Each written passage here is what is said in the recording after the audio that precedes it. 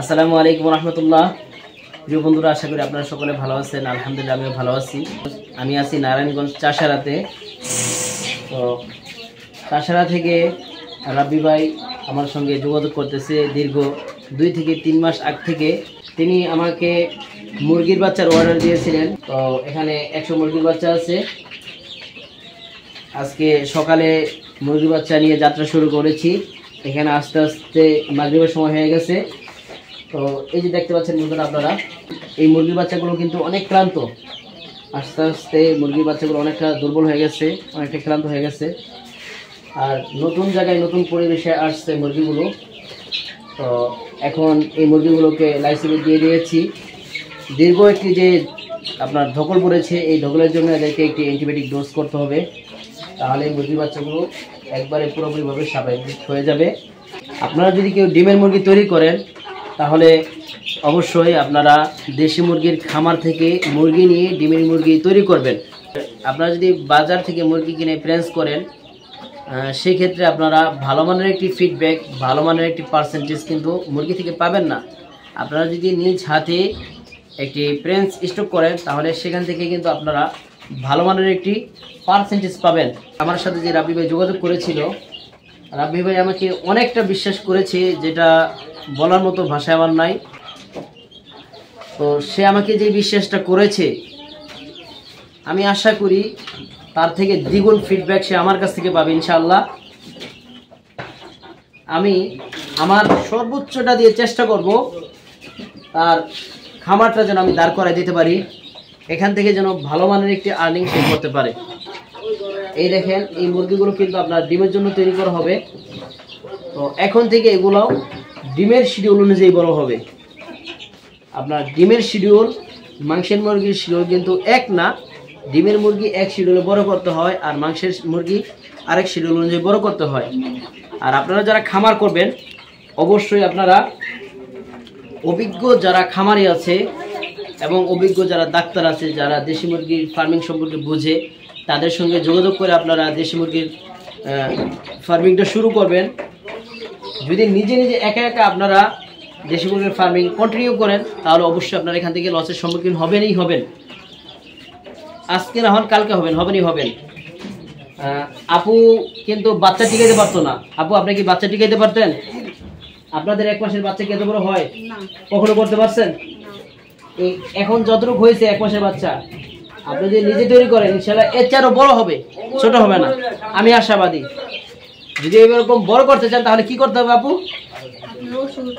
শিখতে হবে। যদি আপনি ম্যানেজমেন্ট ঠিক রাখেন, এরপরে যদি আপনার মেডিসিন সম্পর্কে ধারণা থাকে, তারপর যদি আপনি বাজারে ঠিক মতো দাম পান, এখান থেকে আপনি ভালো একটি প্রফিট করতে পারবেন। ঠিক আছে না? এখন যদি আপনি মুরগি পালন সম্পর্কে না জানেন, ম্যানেজমেন্ট সম্পর্কে না জানেন, তাহলে তো একটা লাভ এখান থেকে বের করতে পারবেন না। আপনি তো আগে মুরগি বাচ্চা টিকাইতে পারতেন না। এরপরে এখানে বন্ধুরা আপনারা দেখেন, এখানে 2টা মুরগির বাচ্চা আছে। দেখেন, একসাথে মুরগি কয়টা বাচ্চা নিয়ে বের হয়েছিল আপু? 14টা নিয়ে বের হয়েছিল। 14টার মধ্যে এখন মাত্র 2টা আছে। এগুলো আপু ম্যানেজমেন্ট ঠিক করে করেছে, কিন্তু আপনার মাঝখানে বাচ্চাগুলো পানিতে পড়ে গিয়েছিল, সেটা আমাকে জানায় নাই। এই কারণে এই সমস্যাটা হয়েছে। আর এখানে আপনারা যেই খাঁচাটা দেখতে পাচ্ছেন, এই খাঁচার মধ্যেও কিন্তু সুন্দর বোর্ডিং করা সম্ভব। এই খাঁচার চতুর্দিকে যদি আপনার ফয়েল পেপার দেওয়া হয়, উপরে কিছু অংশ যদি আপনার সুতি কাপড় দিয়ে ঢেকে দেওয়া হয়, তাহলেই কিন্তু আপনার এই খাঁচার মধ্যে খুব সুন্দর বোর্ডিং হবে। খাঁচায় বোর্ডিং অনেক সুন্দর, অনেক ভালো। যদি আপনারা খাঁচায় বোর্ডিং করতে পারেন, তাহলে কিন্তু আপনাদের মুরগির বাচ্চার সমস্যা খুব কম হবে। লিটারে বোর্ডিং করলে মুরগির বাচ্চার অনেক সমস্যা হয়। অনেক সময় চোখ ফুলে যায়, চোখের সমস্যা হয়, অ্যামোনিয়া গ্যাসের কারণে ঠান্ডা লাগে, বিভিন্ন ধরনের সমস্যা মুরগির বাচ্চার হয়। এই যে দেখেন, এখানে পাটের সালা আছে। এই সালা যদি আপনারা বারবার চেঞ্জ করে দেন, তাহলে এই ধরনের সমস্যা হওয়ার সম্ভাবনা থাকে না। তো এই কারণে আপনারা যখন বোর্ডিং করবেন, ওইটা ঠিক করে করার চেষ্টা করবেন। পারলে খাঁচায় করবেন। আর যদি নিচে আপনারা বোর্ডিং করেন, খেয়াল রাখবেন যেন কোনো কারণে অ্যামোনিয়া গ্যাস হয়ে না যায়। আর লিটারে আপনারা যারা মুরগি পালবেন, অবশ্যই লিটার ম্যানেজমেন্টটা ঠিক রাখবেন। লিটারটা আপনার প্রতি সপ্তাহে অথবা আপনার 4 দিন পর পর লিটারটা কিন্তু আপনার বালুচারা নেট দিয়ে চেলে দিতে হয়। লিটারে যে মলগুলো থাকে মুরগির বাচ্চার সেগুলো ফেলে দিতে হয়।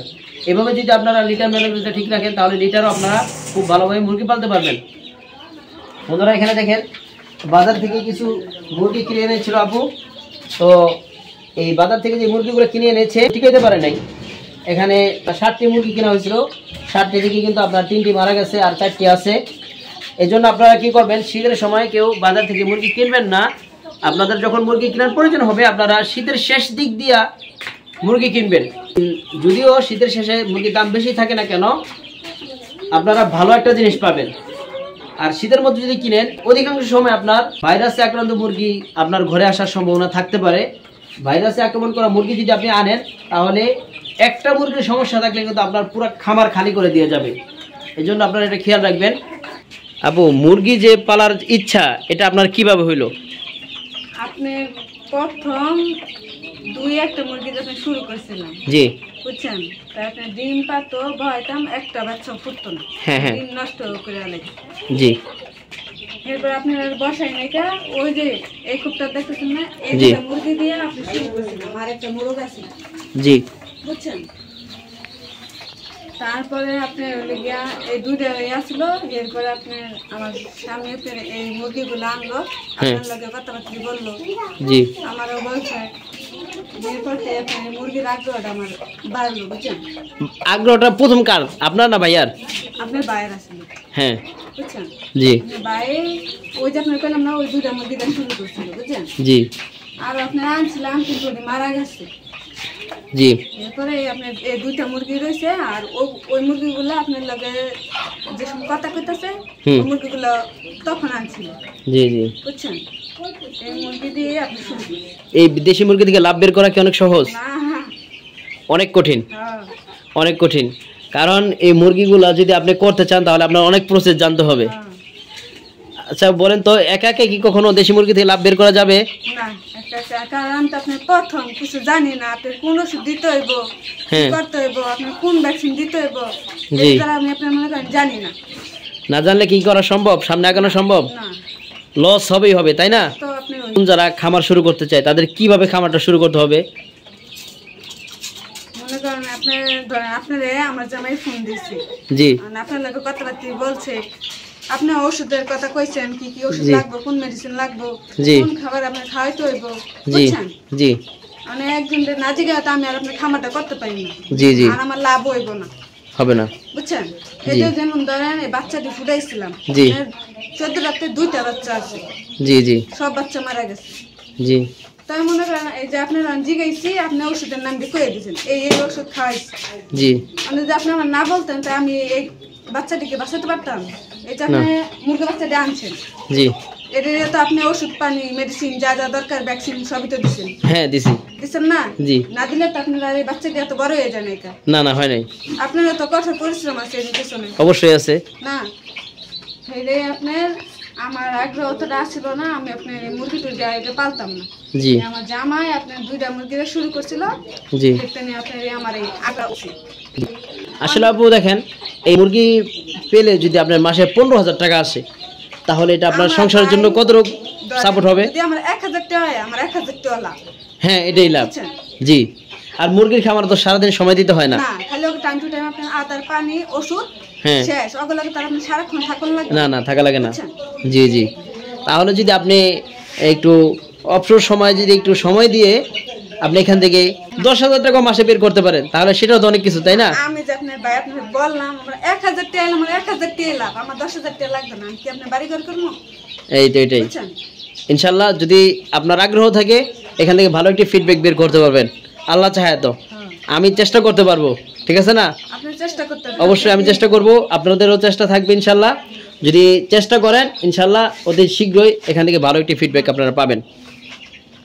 মানে মনে করেন এই ধরেন একটা মুরগি অসুস্থ হইলো, জি আপনার ফোন দিলাম, জি আপনি ওষুধটার কথা কইলেন, এটা আইন না খাওয়াই দিলাম, জি আচ্ছা পরে আপনার কইলাম যে ভাই মুরগিটা তো সুস্থ হয়েছে, জি জি কারণ আপনার কাছে একটা ভালো লাগবে, আমার কাছে একটা ভালো লাগবে না। ভাই যে ওষুধটা কইছে আমি খাওয়াইছি, জি জি সুস্থ হয়েছে। আর যদি মুরগিটা সুস্থ না হয় তা আমি আপনার গালাগালি করবো না। অবশ্যই ভাই কি ওষুধটা দিল আমারে, জি মুরগি তো ভালো হইলো না। জি জি এটা তো আমি অবশ্যই আপনারা বলবো। জি অবশ্যই বলবেন। আর যদি মুরগি আপনার সুস্থ হয় না, বা একটা ওষুধের নাম কইছে আমি খাওয়াইছি, মুরগিটা না আল্লাহ বাসলে সুস্থ, কোনো জি রোগ জি নাই না। জি জি ইনশাল্লাহ। বুঝছেন? আপনারা যারা খামার শুরু করবেন অবশ্যই বুঝে শুনে খামার করবেন। অভিজ্ঞ যারা আছে তাদেরকে জিজ্ঞেস করে খামার করবেন। আমি অনেক ক্লান্ত, আজকে সারাদিন অনেক পরিশ্রম করতে হয়েছে বাচ্চাগুলো এই পর্যন্ত আনতে। আপনারা যারা ভিডিওটি দেখেছেন, আপনাদের ভিডিওটি ভালো লাগলে অবশ্যই আমার চ্যানেলটি সাবস্ক্রাইব করে দিবেন। ফেসবুক পেজ থেকে দেখে থাকলে ফেসবুক পেজটি ফলো করে দিবেন।